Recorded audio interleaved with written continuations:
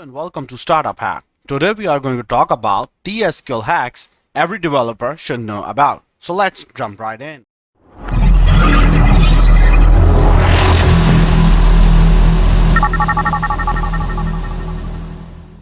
So what is T-SQL? T-SQL is a Transact-SQL is Microsoft's implementation of the structured query language for SQL Server. It extends standard SQL's functionality by adding procedural programming constructs such as variables, control structures, and error handling, among others. This makes T-SQL more powerful language for querying, manipulating, and managing data in SQL Server databases.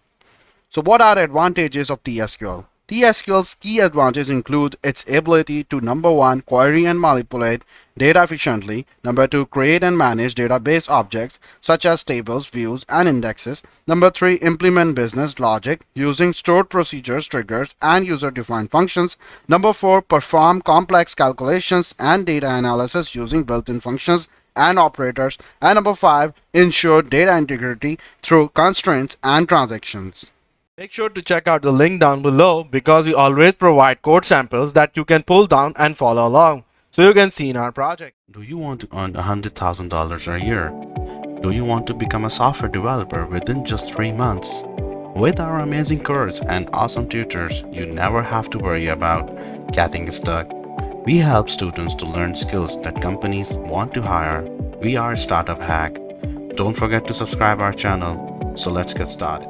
Alright, let's start with the first hack, Common Table Expressions, CTEs. A Common Table Expression CTE is a named temporary result that you can reference within a select, insert, update, or delete statement. CTEs simplify complex queries by breaking them down into smaller, more manageable parts. They also enable recursive queries, which can be useful for querying hierarchical data structures. So example 1 is calculate the average price per category. The result will be the list of category IDs and their corresponding average product prices. And example 2 is find the top 5 most expensive products in each category. So the result will be the list of top 5 most expensive products in each category along with their product IDs, category IDs, and prices. Number 2 is using pivot and unpivot. Pivot and unpivot are T-SQL operators that allow you to transform your data from rows to columns and vice versa. Pivot is used to convert raw data into column data, whereas unpivot is used to convert column data into raw data. These operators are useful for creating cross-tabular reports and normalizing data. So one example is unpivot. So here's the example. And the other example, the result will be a list of product IDs with their corresponding attribute, color, or size, and its value. So now number 2 example is pivot with dynamic column names. So the result will be a summary of sales data with product-wise total quantities for each year. Okay, now number 3 is window functions. Window functions are a powerful feature in T-SQL that allow you to perform calculations across a set of rows related to the current row. They are particularly useful for performing aggregations and rankings without the need for subqueries or cell joins. Some common window functions include raw number, rank, dense rank, and title, and sum over. Example 1 is rank window function. The result will be a list of employees with their employee IDs, first name, last name, salaries, and their ranking based on salary.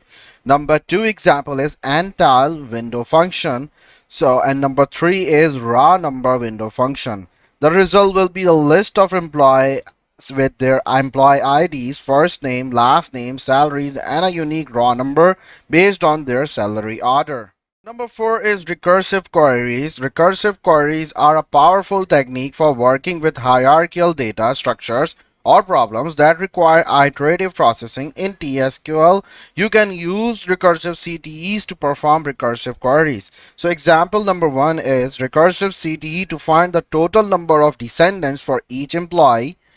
The result will be the list of employee IDs along with the total number of their descendants. Number 2 example is recursive CTE to calculate the factorial of a number. So the result will be a list of numbers from 1 to 5 and their corresponding factorials. Alright, number 5 is try catch. The try catch construct allows you to handle errors gracefully in your TSQL code. By wrapping your code in a try block, you can catch any errors that occur and handle them in the catch block. So example number 1, try catch with a transaction control. In case of any errors, the transaction will be rolled back and the error number and message will be displayed.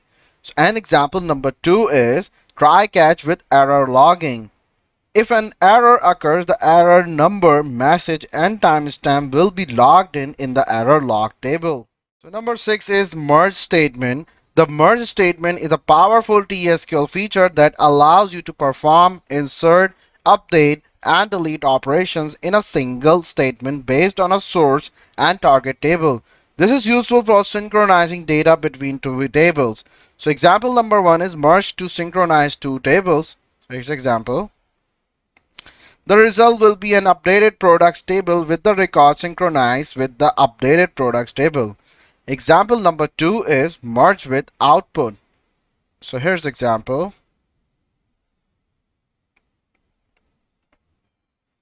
The result will be a table containing the details of the changes made during the merge operations, including the action performed, update, insert, delete, product ID, old and new product name, and old and new prices. Okay, now number 7 hack is format function.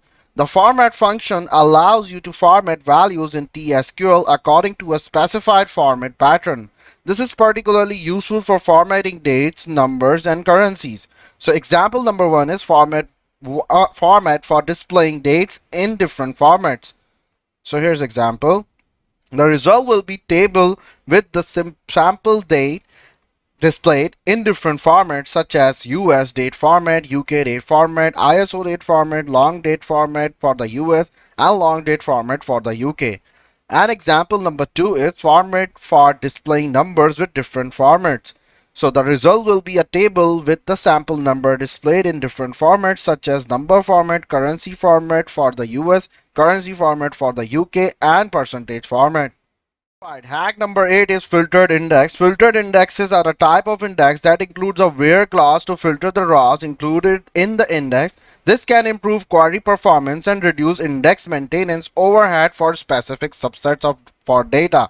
So example number 1 is creating a filtered index for active customers. The filtered index IX customer active will only include rows in the customers table where the is active column is set to 1, improving query performance for queries that only need to access active customers. Example number 2 is creating a filter index for products with a specific price range. The filtered index IX products price range will only include rows in the products table where the price column is between 100 and 500, improving query performance for queries that only need to access products within this specific price range. Alright, hack number 9 is dynamic SQL. Dynamic SQL is a technique that allows you to build and execute TSQL statements dynamically at runtime. This can be useful when you need to build a query based on user input or other dynamic criteria. So example number 1 is dynamic SQL for generating a query based on user input. The result will be a list of values from the specific column and table based on the user input. Example number 2 is dynamic SQL with parameterized queries.